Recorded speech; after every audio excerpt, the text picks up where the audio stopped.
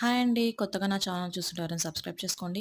ఇవాళ బీట్రూట్ తినని వాళ్ళ కోసం ఇలా బీట్రూట్‌తో రెసిపీని చేయండి. వీడియో ఎండ్ వరకు చూడండి. మీకే బీట్రూట్ తినడం వల్ల బ్లడ్ బాగా పెరుగుతుంది. అలాగే అయితే ఇలా 3 రకాల పిండి వేసుకొని చేసుకోండి. ఒట్టి బియ్యపు పిండే కాకుండా జొన్న పిండి, అలాగే రాగి పిండి. రొట్టెలు మెత్తగా రావడం కోసమైతే ఇక్కడ నేను ఒక హాఫ్ కప్ దాకా పల్లీల పొడి యూజ్ చేశాను. అది కూడా వేసేసుకుందాము.